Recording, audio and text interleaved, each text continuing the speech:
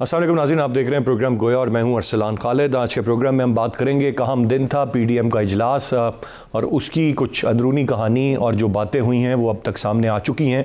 आसिफ अली जरदारी साहब ने बड़ा वाज़ेह तौर पर यह बात कही है कि वो सिस्टम में रहकर ये लड़ाई लड़ना चाहते हैं, सिस्टम से बाहर होकर ये लड़ाई नहीं लड़ना चाहते। आज का इजलास बेस्ड ही इसी बात पर था कि नून लीग और मौलाना फजल रहमान साहब बाकी जमातों को कन्विंस करेंगे कि वो भी पार्लियामेंट से इस्तीफ़े दें ताकि लॉन्ग मार्च की इफ़ेक्टिवनेस को बढ़ाया जा सके।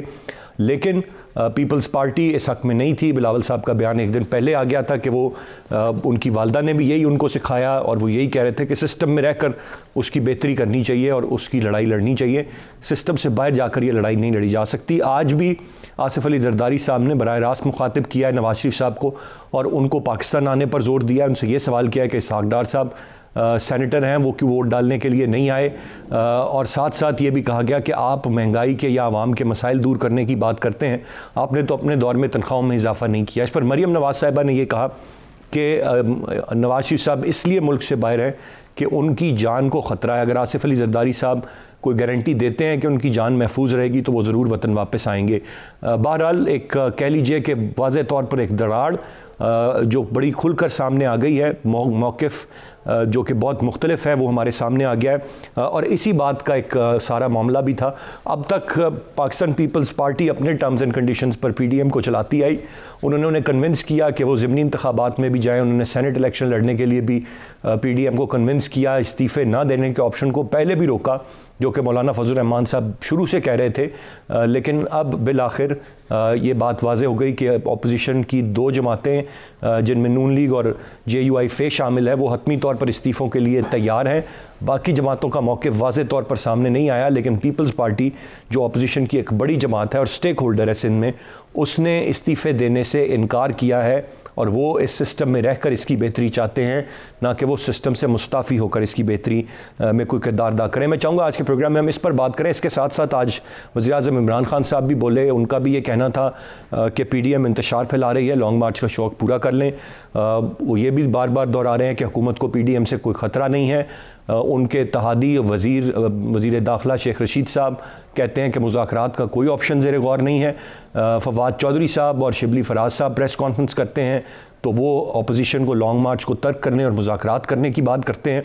तो इस वक्त बज़ाहिर ये नहीं समझ आ रही कि हुकूमती मौक़िफ़ क्या है। वो जो वज़ीर आज़म साहब कह रहे हैं वो है, जो इनके मुख्तलिफ वज़रा कहते हैं वो है, जो इत्तेहादी वज़रा कहते हैं वो मौक़िफ़ है। इसी तरह का कल एक मौक़िफ़ सामने आया जहां इलेक्शन कमीशन के मेंबरान से मुस्ताफ़ी होने का मुतालबा एक वफाकी वज़ीर ने किया। अब वो हतमी तौर पर उनका अपनी राय थी या वो हुकूमती मौक़िफ़ था, वो वफाकी वज़ीर हैं तो उसको लिया इसी तरह जाएगा कि वफाकी हुकूमत ये मुतालबा कर रही है। लेकिन जिसका जो दिल आता है वो अपनी स्टेटमेंट्स इस वक्त दे रहा है और ये सारा मामला इसी तरह से चल रहा है। अपोजिशन का ये मानना है कि मुस्ताफ़ी होने का मामला इसलिए कहा गया क्योंकि फ़ॉरेन फंडिंग केस हुकूमत को पता है कि ये फ़ैसला इसके ख़िलाफ़ आएगा। तो एक तरफ अब पीडीएम का लॉन्ग मार्च होगा, किस तरह होगा, इस मुस्ताफ़ी कौन कौन होगा, कौन सी जमातें नहीं होंगी, आया पीपल्स पार्टी के बग़ैर पीडीएम अब आगे चलेगी या पीपल्स पार्टी साथ रहेगी, ये बड़ा क्रूशल है। और फिर लॉन्ग मार्च होना है, अब उसको पोस्टपोन किया जाता है या वो अपनी तारीख पर ही होता है। मैं चाहूँगा इस सारे मामले पर हम बात करें। गेस्ट पार्टिसिपेंट्स का तारुफ कराता चलूँ। प्रोग्राम में हमें ज्वाइन किया है ब्रिगेडियर रिटायर्ड हारिस नवाज साहब ने, सीनियर तज्ज़ियाकार हैं, बहुत शुक्रिया आपके वक्त का। सलमान आबिद साहब हमें प्रोग्राम में ज्वाइन कर रहे हैं, आप भी सीनियर तज्ज़ियाकार हैं, और आमिर इलियास राना साहब भी सीनियर सहाफ़ी और तज्ज़ियाकार हैं, कुछ ही देर में हमें प्रोग्राम में ज्वाइन करेंगे। ब्रिगेडियर साहब, गुफ्तगू का आगाज़ आपसे करूँगा।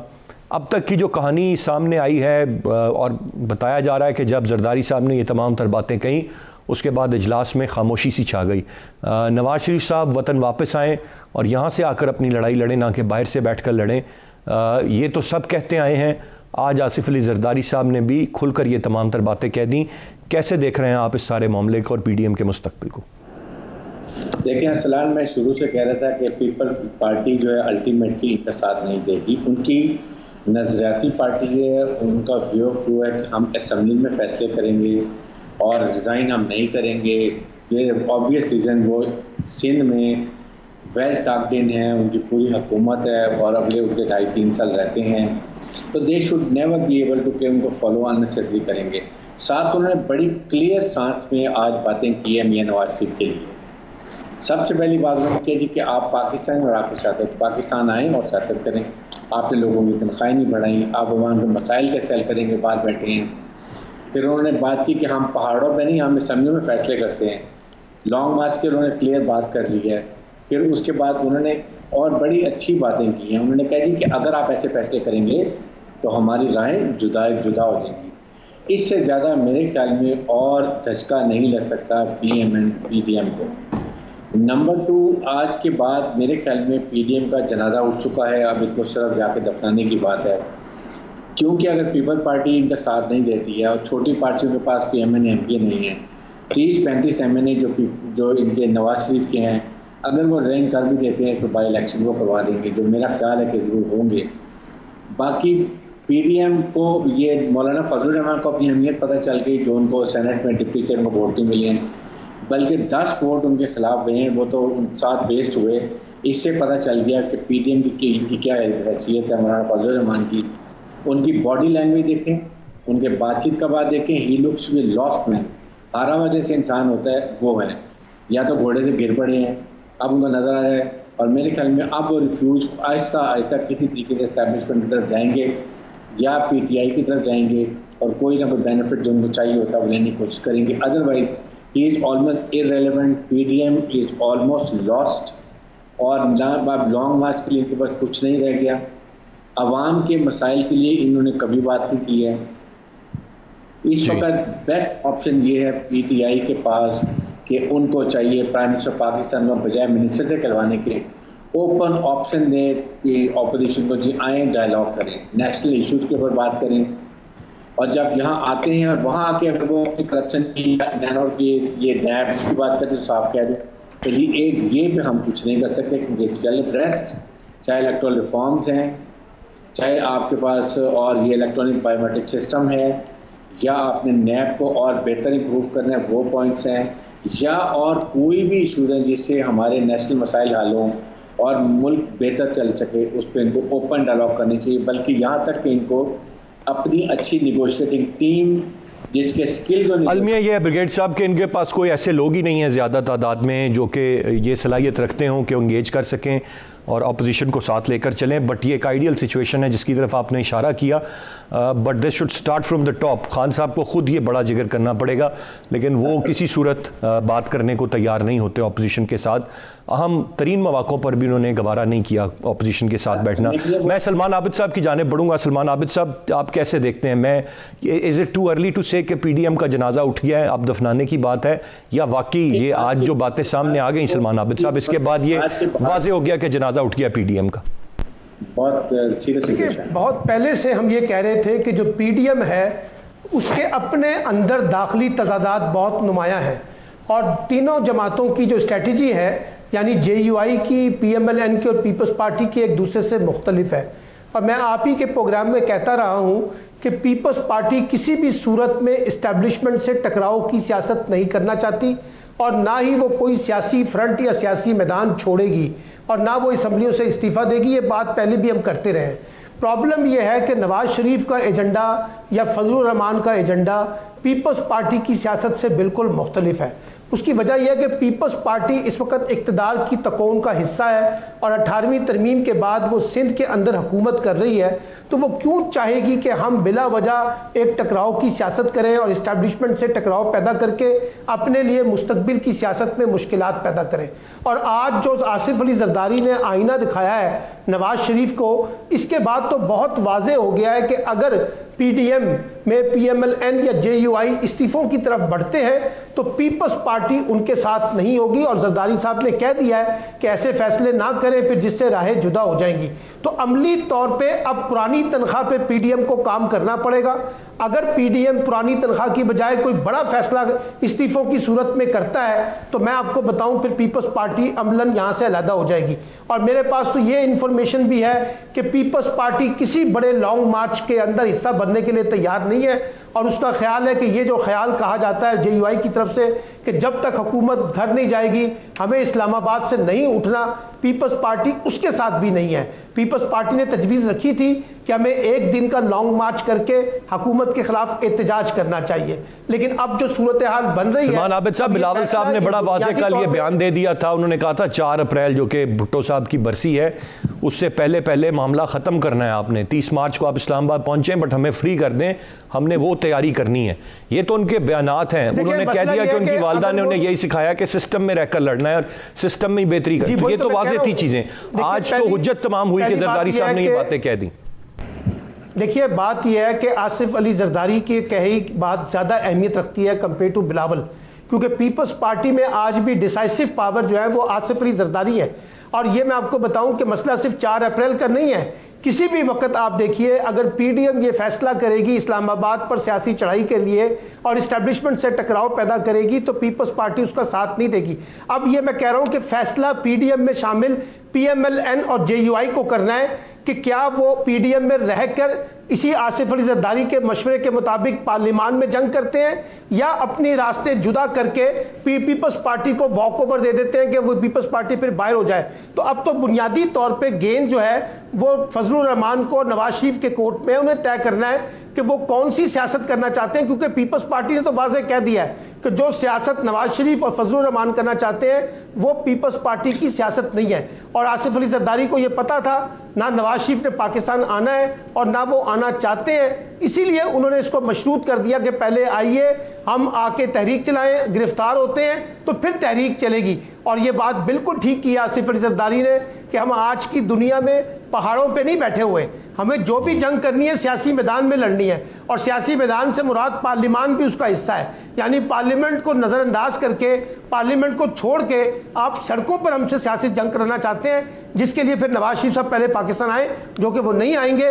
तो मैं समझता हूँ कि आज की आसिफ अली जरदारी की तकरीर के बाद पीडीएम का जो मुस्तकबिल है वो बड़ा वाज़ेह हो गया है। क्योंकि देखिए, जैसे भी हारिस साहब, ब्रिगेडियर हारिस साहब ने भी कहा कि अगर पीपल्स पार्टी इस्तीफे नहीं देती तो पीएमएलएन और जेयूआई अगर इस्तीफे देते हैं तो वो तो फिर एक सियासी खुदकुशी के मुतरादिफ होगा। और मेरी इतलात के मुताबिक अरसलान साहब, पीएमएलएन में भी ऐसे बेशुमार लोग हैं जो नवाज शरीफ के कहने पे असम्बलियों से इस्तीफा नहीं देंगे। अगर पीएमएलएन को ख्वाहिश है तो वो ये टूल आजमा लें। बहुत से मुस्लिम लीगी जो हैं जिनका ताल्लुक शहबाज शरीफ ग्रुप के साथ है वो असम्बलियों से इस्तीफे देने की सियासत के हामी आबिद नहीं साहब, है। आपका पॉइंट आ गया, दुरुस्त फरमाया आपने। ब्रिगेड साहब, एक मुत्तहिदा के कायद थे, उनकी भी जान को खतरा था पाकिस्तान में, अब नवाज शरीफ साहब की जान को खतरा है। तो ये तो कोई भी जवाज़ बनाएगा, फिर बाहर से बैठ के इंतजार की सियासत करे।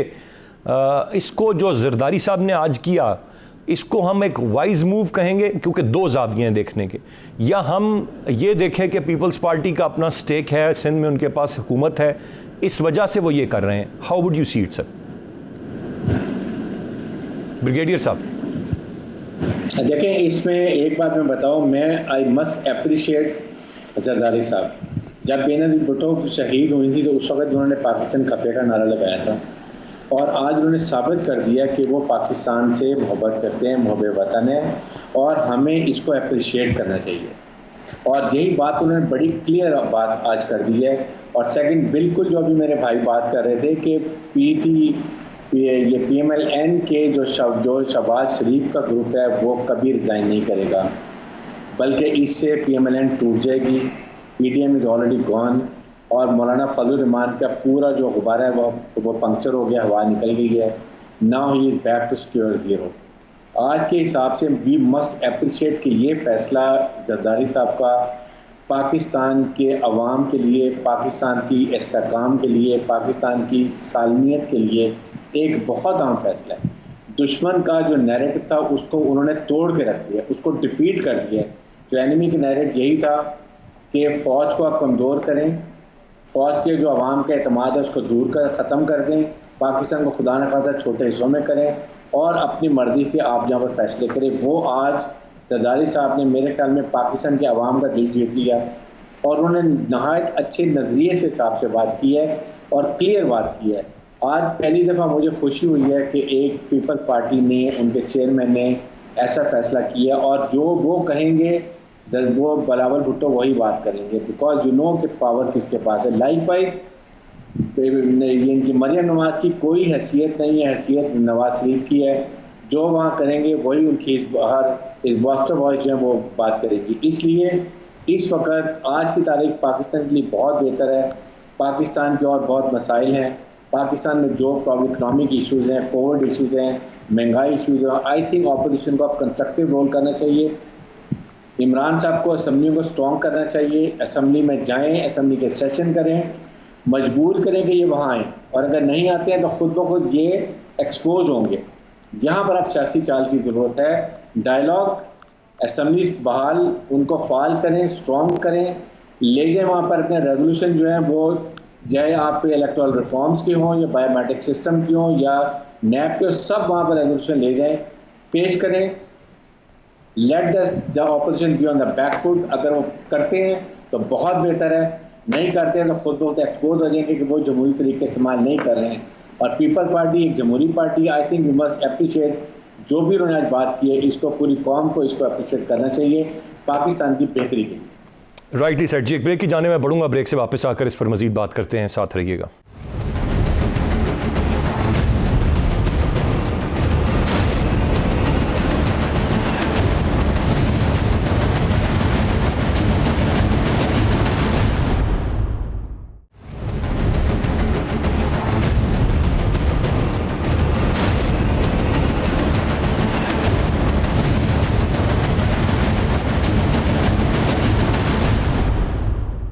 जी वेलकम बैक।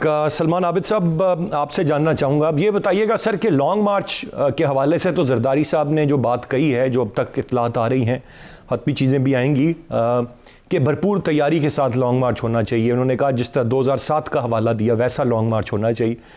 तो लॉन्ग मार्च में तो पीडीएम के साथ पीपल्स पार्टी खड़ी है और वो एहतजाज भी उन्होंने करना है, और यकीनन पीडीएम का भी कोई ये मेरे ख्याल से इरादा नहीं था, आपके पास भी बेहतर इत्तला होगी, कि उन्होंने आके कोई लंबे दिनों तक यहाँ बैठना है। वो 1-2 दिन से ज़्यादा का धरना बज़ाहिर शायद नज़र भी नहीं हमें आ रहा था, प्रोटेस्ट ही था जो रिकॉर्ड करना था। तो अब ये कहना कि अलहदा हो गई है बिल्कुल पीपल्स पार्टी, ये भी थोड़ा सा जल्दी नहीं है? जी बिल्कुल जल्दी होगा, ये कहना बाकी दुरुस्त नहीं है कि पीपल्स पार्टी पीडीएम से अलहदा हो गई है।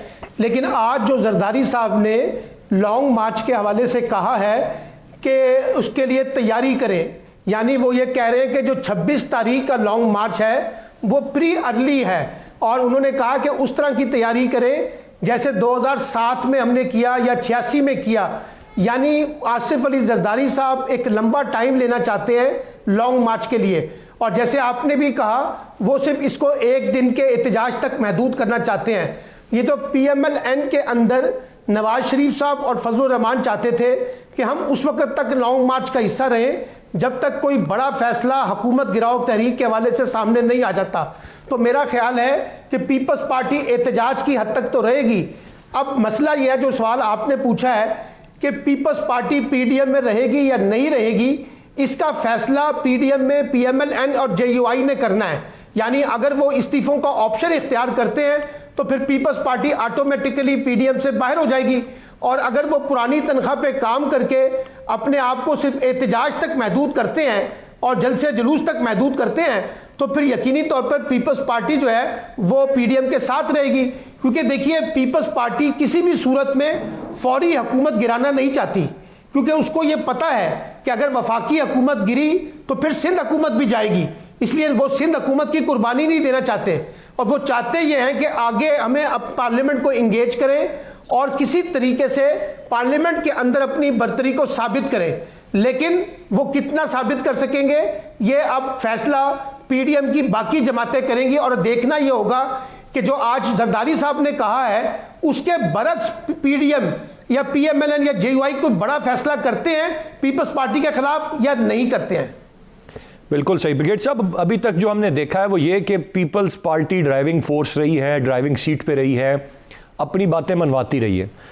फैसले पहले दिन से सख्त थे, मौलाना साहब का बड़ा सख्त मौक़िफ़ था, नून लीग भी सख्त मौक़िफ़ रखती थी, लेकिन पीपल्स पार्टी हर चीज़ पर कन्विंस करती आई, हत्ता कि जो आखिरी मार्का था सेनेट के इलेक्शन तक का वो भी हो गया। अब ये जो अभी सलमान साहब ने भी पूरा अपना तजिया पेश किया, आपने भी इससे पहले किया, कहीं ऐसा तो नहीं होगा कि अब भी पीपल्स पार्टी मनाने तो आए थे PMLN और JUI पीपल्स पार्टी को इस्तीफों के लिए, लेकिन पीपल्स पार्टी उनको मनाने में कामयाब हो जाए कि नहीं सिस्टम में ही रहकर लड़ाई लड़नी है और फिर बात पीपल्स पार्टी की मानी जाए? देखें, ये अरसलान बात ये कि बिल्कुल पीपल्स पार्टी तो पूरा जोर लगाएगी कि आप रेजिग्नेशन ना दें, असेंबली में आए, असेंबली में फैसले करते हैं। और क्योंकि अभी तक पीपल्स पार्टी ने बड़ा स्ट्रॉन्ग पार्ट प्ले किया है, बल्कि आई वुड से कि they have been sitting on the driving seat, चाहे वो नेशनल असेंबली में सेनेट की इस्लामाबाद की सीट हो या सेनेट का इलेक्शन चेयरमैन डिप्टी चेयरमैन का हो। इसमें पीपल्स पार्टी को, इसको PMLN को और PDM जो मौलाना फजल को बहुत बड़ा सेटबैक हुआ है। Peoples Party is a winner और सबसे बैकग्राउंड में और सबसे लूजर जो है वो PMLN है। इसलिए कि देखें, चाहे सेनेट का इलेक्शन हुआ, चेयरमैन के लिए ये गिलानी साहब थे और उसके बाद डिप्टी चेयरमैन के लिए अब्दुल गफूर हैदरी थे। Where was PMLN? They totally lost. और एवरीबॉडी लुकिंग टू कि जरदारी साहब कुछ करेंगे, जरदारी साहब करेंगे, पीपल्स पार्टी करेगी, और उन्होंने जो कुछ कर सकता था किया और अपना नाम चढ़ा लिया। PMLN को बहुत बड़ा धचका लगा है। इसलिए इस वक्त अगर इस स्टेज पे आकर पीपल्स पार्टी उनको कन्विंस कर लेती है कि जी आप रिजेक्शन ना लें, लॉन्ग मार्च ना करें, long march should be the last resort, last when all option are gone, और still they have the option के समझ में आए, बात करें, मसाइल हल करें। अगर यहाँ चले जाते हैं तो PMLN को एक और झटका लगेगा, उसके बाद मौलाना फजल रहमान को एक और झटका लगेगा, जिससे इनका वोट बैंक बहुत ख़राब होगा। याद रखें, पंजाब में पीपल्स पार्टी राइवल पार्टी है। मुखालिफ इलेक्शन में they will not going to contest election together. वो अलहदा लड़ना चाहते हैं, अपने को एस्टैब्लिश भी करना चाहते हैं पंजाब में, जो उन्होंने लूज़ किया इतने अरसे के अंदर। उनकी सियासत बड़ी क्लियर है और सिर्फ इसीलिए बिलावल भुट्टो लाहौर काफ़ी अरसे से बैठे हुए थे, इस्लामाबाद लाहौर में बैठे हुए हैं। सिंध पूरा उनके कंट्रोल में। Now they want to fan out and they want to become a national party, जो कि अभी एक रीजनल पार्टी बन गई है। इसलिए अगर ऐसा होता है तो PMLN को और उसके बाद मौलाना फजल रहमान को बहुत बड़ा झटका पड़ेगा। They will go on the back foot, assembly में बहुत वीक होंगे और PTI अगले पूरे 5 साल फिर आराम से करेगी। लेकिन अगर PTI को ये समझ आ जाए कि आपने जो बातें कर रहे हैं, चाहे रमज़ान की प्राइस डाउन करें, नो, यूटिलिटी स्टोर पे जो कर लें ठीक है, लेकिन अवाम के मसाइल, it has to get 3 months में टॉप प्रायोरिटी जून तक। कीमत कम, कोई वजह नहीं है कि कीमतें बढ़ें, चाहे चीनी की हो, आटे की हो, दाल की हो, कमोडिटी आइटम जो वेजिटेबल्स की हो, हर एक की लोगों को फ़र्क पता चले। चिकन की कोई रीज़न नहीं है कि 500 रुपये किलो बिके। ये अगर अपने चीफ मिनिस्टर को कंट्रोल करें, कमिश्नर को कंट्रोल करें, डिप्टी कमिश्नर को करें, उनके थ्रू इनको कंट्रोल करें, चेक करें, मेरे ख्याल में they should be able to come winner. और फिर ये पूरे सर्कल के बाद then we go for the next mandate, जब इलेक्शन का टाइम 2023 में आएगा। आई थिंक इस पर वर्किंग करेंगे तो काफ़ी होगा। और PDM इस वक्त बहुत वीकर विकेट पर चलेगी। बिल्कुल सही। आज रमज़ान पैकेज का भी ऐलान किया है और ये भी वाज़ेह किया है कि इमरान खान साहब भी फरमा रहे हैं कि महंगाई सबसे बड़ा चैलेंज है और उसको हमने ओवरकम करना है। मैं 2 चीज़ें हैं सलमान आबिद साहब जो जानना चाहूँगा, 2 दिलचस्प बातें। एक तो जरदारी साहब ने अपने डोमिसाइल का भी जिक्र किया, उनका आपका पंजाब का है, मेरा कहीं और का है। ये किस तरफ इशारा करती है बात और इससे क्या वो रजिस्टर कराना चाह रहे थे? दूसरी बात ये कि सर ये तो सवाल अब मुख्तलिफ जगहों से होगा कि नवाज शरीफ साहब कब वापस आएंगे। ये तो नहीं हो सकता कि वो हमेशा के लिए वहीं बैठकर अपनी सियासत चलाएं और ये जवाब दें कि जान को ख़तरा है। आप समझते हैं ये चीज़ ज़ोर पकड़ेगी कि उनका अपना कारकुन, उनका अपना जो लोग हैं वो भी इस बात की तरफ इशारा करेंगे, या वो इस बात को तस्लीम कर लेंगे कि खैर है, अगर नवाज शरीफ साहब बाहर बैठे हैं, उनको ख़तरा है, वो कायद हमारे वही हैं और हम इसी तरह मामलात को चलाते हैं? मैं आपकी दूसरी बात का पहले जवाब दे देता हूँ। नवाज शरीफ साहब का मुस्तकबिल करीब में वापस आने का कोई इम्कान नहीं है और ना ही PMLN की क़यादत उनसे मुतालबा करेगी कि वो वापस आएँ। और इसी PDM के इजलास में मरियम नवाज़ ने 2 टोक अंदाज में कहा है कि उनके वालिद की ज़िंदगी जो है उसको नैब की कस्टडी में ख़तरा है जी। बल्कि उन्होंने एक तंज किया है आसिफ अली जरदारी को कि अगर नवाज शरीफ वापस आते हैं तो क्या आप उनकी ज़िंदगी की ज़मानत दे सकते हैं? तो मुझे नहीं लगता कि नवाज शरीफ फौरी वापस आना चाहते हैं। जो बात आपने जरदारी साहब के हवाले से डोमिसाइल के कॉन्टेक्स्ट में की है, वो जवाब बड़ा वाज़ेह है कि अगर इस्टेब्लिशमेंट के ख़िलाफ़ लड़ाई लड़नी है तो फिर नवाज शरीफ पंजाब से ताल्लुक़ रखते हैं तो वो आएँ और पंजाब से लीड करें पाकिस्तान आकर। यानी हम तो सिंध में रह के कई दफ़ा लीड कर चुके हैं इस्टेब्लिशमेंट के ख़िलाफ़ लड़ाई को, लेकिन हमारी लड़ाई को किसी और पर्सपेक्टिव में देखा जाता है। अब पंजाब के लोग लीड करें और नवाज शरीफ वापस आए और हम उनके साथ खड़े होंगे। तो आपको भी पता है, मुझे भी पता है कि PMLN जो है उसके अपने अंदर इस्टेब्लिशमेंट से टकराव के बारे में दो मुख्तलिफ राय पाई जाती हैं। शहबाज शरीफ इस्टेब्लिशमेंट से टकराव की सियासत के हामी नहीं है और ख्वाजा आसिफ भी नहीं है। तो इसलिए ये खुद मुस्लिम लीग के लिए भी चैलेंज है, अगर वो इस्टेब्लिशमेंट के खिलाफ पंजाब से लड़ाई लड़ती है तो उसकी मुस्लिम लीग नून किस हद तक उनको साथ दे सकेगी, ख़ास तौर पे अरकान असम्बली, कौमी असम्बली और सूबाई असम्बली और सेनेटर के। तो जरदारी साहब ने तो बुनियादी तौर पे तंज किया है कि आपका डोमिसाइल क्योंकि पंजाब का है तो आप लंदन से बैठ के लड़ने की बजाय पंजाब में आए और एक लड़ाई लड़े। बिल्कुल सही सलमान आबिद साहब, आपका पॉइंट आ गया। आमिर इलियास राना साहब ने हमें ज्वाइन किया है, सीनियर सहाफ़ी और तज्जियाकार हैं। राना साहब, हम काफ़ी बात तो कर चुके हैं जो डेवलपमेंट्स आज हुई और जो ख़बरें आ रही हैं। मैं चाहूँगा मजबूरी तौर पर अपना तज्जिया पेश कर दें। PDM ख़त्म हो गई, PDM का जनाजा निकल गया, राहें जुदा हो गई, या अभी ये बहुत जल्दी है कहना और बहुत कुछ अभी बाकी है PDM का होना? सर कैसे देखते हैं सारी सूरत हाल को और आज की डेवलपमेंट को? राना साहब देखें, आज की डेवलपमेंट में ये तो क्लियर है बात कि जो प्रेशर बन रहा था गवर्नमेंट पे वो आसिफ अली जरदारी की तकरीर के साथ ही रिलीज हो चुका है। और जो PDM की क़यादत फजलुर रहमान साहब कर रहे हैं उसमें मरियम नवाज मौजूद हैं, उसमें आसिफ अली जरदारी मौजूद हैं। तो चूँकि आसिफ जरदारी ने तकरीर के साथ ही उसे मीडिया पर रिलीज़ करा दिया तो वो मुतालबा भी पब्लिक कर दिया, जो पहले भी कराची की मीटिंग में ज़राए से पीपल्स पार्टी के लीडर्स के हवाले से चलवाई गई थी कि वो कह रहे हैं कि नवाज शरीफ साहब को वापस आना चाहिए। तो वो आज आसिफ अली जरदारी ने रूबरू मियाँ साहब के दोनों वीडियो लिंक पे मौजूद थे और बाकी पार्टी मौजूद थी, सबके सामने कह दिया कि जी आप तशरीफ लाएँ। सेनेटर इसहाक डार भी नहीं आए। तो ये क्लियर बात हो रही है कि वो ना तो रिज़ाइन की तरफ जाना चाह रहे हैं, ना उस कन्फ्रंटेशन पे जाना चाह रहे हैं जहां उनकी पार्टी और ख़ुद आसिफ अली जरदारी और उनकी फैमिली के लिए मुश्किलात पैदा हो जाए। वो उन्होंने वो मिसालें दे दी कि मैंने 14 साल पहले कैद काट ली है और बेनज़ीर भुट्टो साहिबा 2 दफ़ा पाकिस्तान इसीलिए जमहूरियत के लिए आई, तो आपको भी आके क़यादत करनी चाहिए। जो उन्होंने सूबे की बात की तो जाहिर है वो कह रहे हैं कि हम छोटे सूबे से हैं और आप बड़े सूबे से हैं, लिहाजा आप क़यादत करें फिर ही मज़ा आएगा। तो ये वो दो टोक जवाब है जो आसिफ अली जरदारी ने रिजिग्नेशन मांगने पे किया है और तहरीक को पिंडी इस्लामाबाद कहीं पे भी ले जाने के लिए कि वो वहाँ नहीं ले जाना चाहते जहाँ से पॉइंट ऑफ नो रिटर्न आ रहा हो। वो चाह रहे हैं कि बैन चलते रहें, अपोजिशन करते रहें और प्रेशर बढ़ाते रहें हुकूमत पे, और वो जो अपने लिए फ़ायदा हासिल करना चाहती है पीपल्स पार्टी से हुकूमत में भी और वहाँ पे जो उनके स्टेक्स हैं उनके लिए भी। हाँ, ये ज़रूर है कि वज़ीर-ए-आज़म इमरान खान साहब आज सारा दिन इसी बात में बिजी रहे। उन्होंने वज़ीर दाखिला शेख रशीद को भी बुलाया और उनसे भी यही बात की कि आप एक्टिव हों, अप फ्रंट आएँ PDM के मुकाबले में और हमें कोई रियायत नहीं देनी। अब ये जो तकरीर आ गई है उसके बाद इमरान खान साहब खासे रिलैक्स है और हो जाना चाहिए। लेकिन PDM ने चंद महीने ही हुए हैं ना जो प्रेशर बढ़ाया और यूसुफ रजा गिलानी की सेनेट में जीत ने उसको बामे उरूज पे पहुंचाया, लेकिन उससे पहले PDM तो नहीं थी। बेसिकली बात तो हुकूमत की तरफ थी कि जो उनकी नॉन गवर्नेंस है और बैड परफॉर्मेंस है उसने PDM को मजबूत किया और खासा खेल भी लिया PDM ने। जलसे जुलूस भी हुए। जो पॉपुलर जमात है पाकिस्तान मुस्लिम लीग नून, वो दायरा पहले भी बड़े जलसे कर रही थी, अब भी कर रही है और PDM के लेवल पे भी किए गए हैं।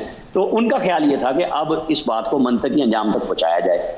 मरियम नवाज बड़ी क्लियर हैं, उन्होंने साफ लफ्जों में कहा कि वो पंजाब गवर्नमेंट नहीं बदलना चाहते और बिलावल भुट्टो जरदारी चाह रहे हैं कि वो पंजाब में अदम एतमाद आए। लेकिन अगर PMLN नहीं चाह रही तो बिलावल के राब्तों से तो कुछ नहीं होगा और PMLN इसलिए नहीं चाहती, मियां नवाज शरीफ नहीं चाहते, मरियम नहीं चाहती कि अगर बुज़दार मौजूद हैं तो उनका बयानिया ज़्यादा पावरफुल हो रहा है कि ये थे इमरान खान साहब, ये हैं उनके वज़ीर आला और ये उनकी पार्टी हो रही है। और किस तरह पंजाब के साथ हो रहा है, जो लाहौर में लोग देख रहे हैं कि गंद पड़ा हुआ है। जैसे कराची की हम मिसालें हमेशा सारा मीडिया देता है कि वहाँ पे पीपल्स पार्टी की हुकूमत को 13वां साल जा रहा है और वो कराची शहर को साफ नहीं कर सकी इस अरसे में। तो उनको तो देखे ना, आप GDA को मत भूलें 2018 में जो वजूद में आया था और उस वक्त आसिफ अली जरदारी की जो आज तकरीर है इसको उसके मुकाबले में देख लें तो लफ्ज़ चेंज होके तनकीद वही है, बात वही आसिफ अली जरदारी की जो उस वक्त करके उन्होंने GDA से छुटकारा पाके पीपल्स पार्टी की हुकूमत का रास्ता बनवा लिया और वो पीपल्स पार्टी दोबारा तीसरी दफा वहां पे सिंध में इक़्तिदार में आ गई। वरना GDA बना इसीलिए था कि पीपल्स पार्टी का उन्होंने सिंध से भी सफाया हो जाए। तो वो बिल्कुल नहीं चाहते कि वो जो उनका मैदान है और जिसकी वजह से जो ताकत उनके पास आज मौजूद है कि वो खत्म हो जाए और वो मुज़ाकरात के काबिल भी ना। राना साहब ये बताएं कि 26 तारीख का मार्च अभी तक इंटैक्ट है या उस पर भी अब मामला डामाडोल हो गए हैं? देखिए, मैं समझता हूं कि आज शायद ये कोई कमेटी बना दें, क्योंकि मार्च जिस तरीके से मौलाना फजलुर रहमान और PMLN चाह रही थी उस तरह तो नहीं होने जा रहा। और पीपल्स पार्टी कहती है लॉन्ग मार्च करें आप, ठीक है, लेकिन फिर वो होना चाहिए 1 दिन का, 2 दिन का, 4 दिन का खत्म हो जाए। और आसिफ अली जरदारी ने डिमांड भी इसीलिए रखी है कि मियाँ साहब आप आएँ और लॉन्ग मार्च की क़यादत करें जैसे बेनज़ीर भुट्टो साहिबा करती रही हैं। तो उसके अंदर तो फिर जेल जाना होता है और वो सारी चीज़ें उन्होंने गिनवा दी हैं, ताने भी दे दिए हैं और कह भी दिया है कि जी आप तशरीफ़ लाएँ। तो अदरवाइज़ ये कोई आज कमेटी शायद बना दें कि इख्तिताम ना करें PDM का, अभी ढीला ढाला इत्तेहाद चलता रहे। चाहेंगे ये लोग सारे के सारे कि जिस तरह पहले भी पीपल्स पार्टी की मान के ये ज़िमनी इलेक्शन में चले गए और सेनेट के इलेक्शन में भी आ गए और जलसे जुलूस रोके कुछ अरसे के लिए। तो अभी मेरा ख्याल है शायद मियाँ साहब और उनकी पार्टी और मौलाना फजलुर रहमान कुछ टाइम ले लें कि क्योंकि अब जाहिर है कि बयानिए तो आ चुके हुए हैं और पीपल्स पार्टी अलग भी नहीं होना चाह रही और करना भी नहीं चाह रही, लॉन्ग मार्च भी और रिज़ाइन भी। वजाहत और शर्तें ऐसी रख दी हैं कि उसके ऊपर अब इनको दोबारा सोचना होगा। इखलाकी तौर पे तो जाहिर है कि जो आसिफ अली जरदारी की तकरीर है उसके बाद PDM का अपना वजूद बतौर अपोजिशन बड़ा मुश्किल में होगा। कराची में ये लड़ रहे हैं आपस में सारे के सारे, चूंकि इंतखाबी ताकत तो नहीं है, ये बात ठीक है। ये प्राइम मिनिस्टर इमरान खान और उनकी हुकूमत के खिलाफ एक इत्तेहाद है, इसलिए ये नहीं कहा जा सकता कि ये क्यों कराची में जो फैसल वाबडा ने सीट छोड़ी और जहाँ शहबाज शरीफ नंबर 2 आए थे एक दूसरे के मद्दे मुकाबिल आ रहे हैं। सियासत इसी चीज़ का नाम है और अभी बहुत सारे इम्तिहान इनको देने हैं लॉन्ग मार्च के ऊपर। मुझे लगता है कि शायद आज ये कमेटी बना देंगे, शायद ये कमेटी बन जाएगी। अब तो सवाल लॉन्ग मार्च पर भी उठ रहा है कि होगा नहीं होगा, अगर पहले से ही इनके दरमियान दूरियां हैं तो कितना इफेक्टिव होगा, और अगर ये तयशुदा होगा कि 1-2 दिन में इसने ख़त्म हो जाना है तो फिर तो यकीनन हुकूमत के लिए ख़तरा नहीं है। एक ब्रेक की जाने में बढ़ूंगा, ब्रेक से वापस आकर अब तक तो हमने PDM के हवाले से बात की, अब कुछ हुकूमत के हवाले से बात करेंगे, साथ रहिए।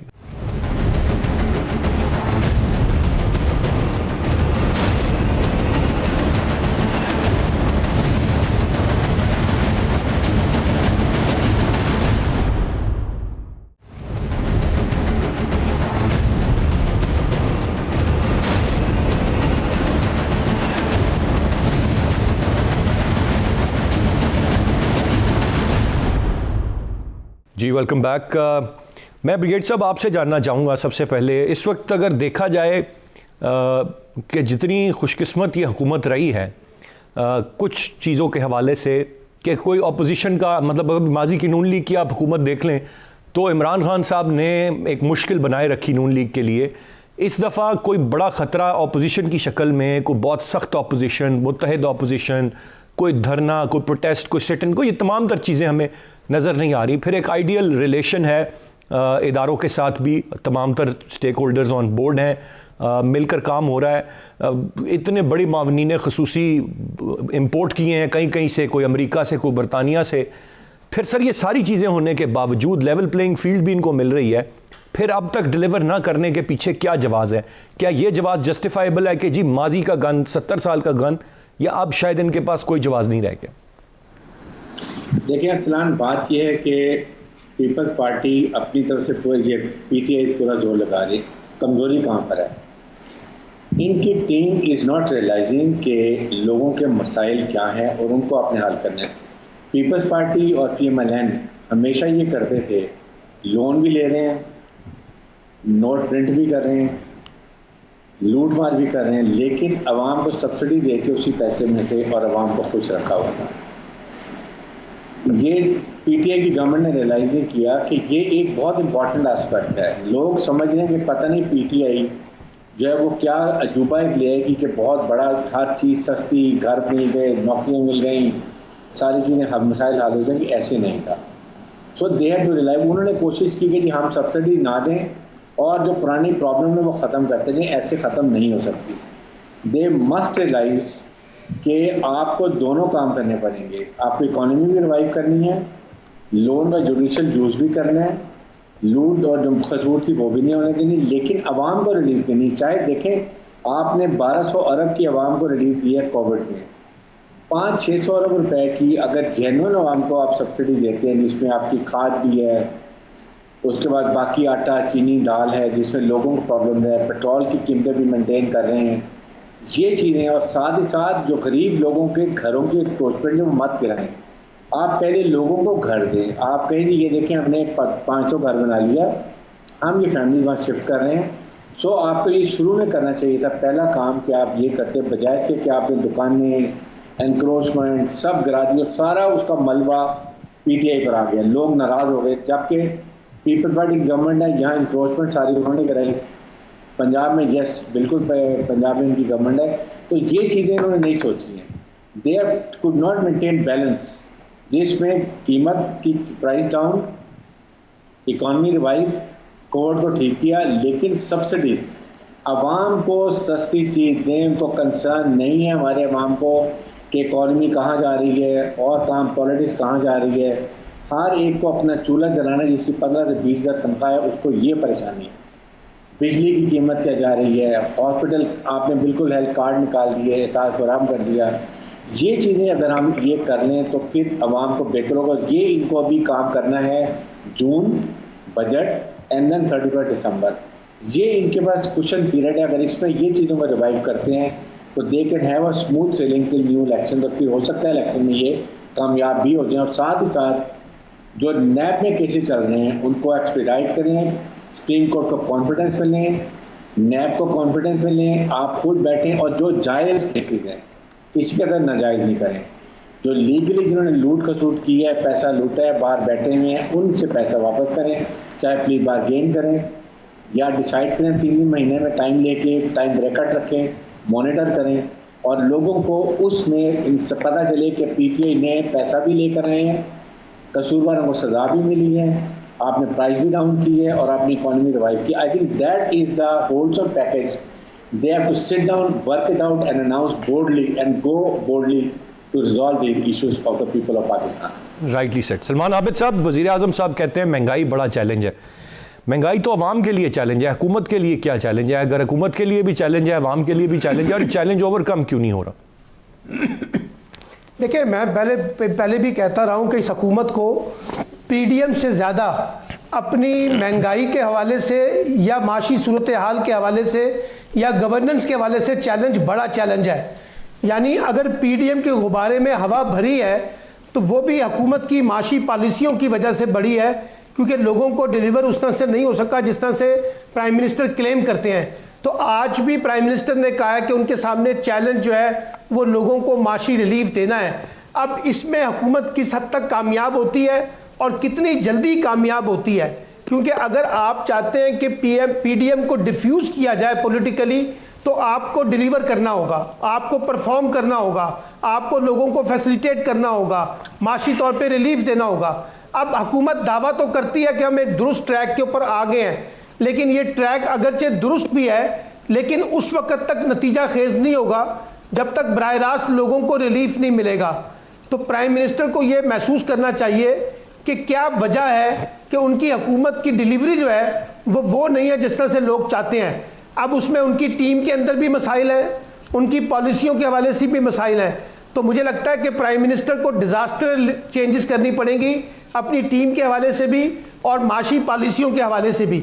यानी आवाम पे कम से कम बोझ डालकर उनको ज़्यादा रिलीफ देंगे तो आप अगले इंतखाबात तक अपने लिए कोई इन्वायरमेंट क्रिएट कर सकेंगे पॉलिटिकली। क्योंकि अगर लोगों को रिलीफ नहीं मिलता इस बरस के अंदर तो फिर इस हुकूमत की कामयाबी का तसव्वुर जो है वो बड़ा वीक होगा। फिर पीडीएम से ज़्यादा इस हुकूमत को अपनी हुकूमत से खतरा होगा, और अगर ये नाकाम होगी अगले इंतखाबात में तो उसकी बड़ी वजह भी पीटीआई की हुकूमत की डिलीवरी ना होना होगा। अब मुझे लगता है कि जो मौजूदा सूरत हाल बन रही है उसमें पीडीएम से कोई बड़ा ख़तरा नज़र नहीं आ रहा। असल ख़तरा उनको अपनी गवर्नेंस से, अपनी माशी पॉलिसियों से और लोगों को रिलीफ देने से है।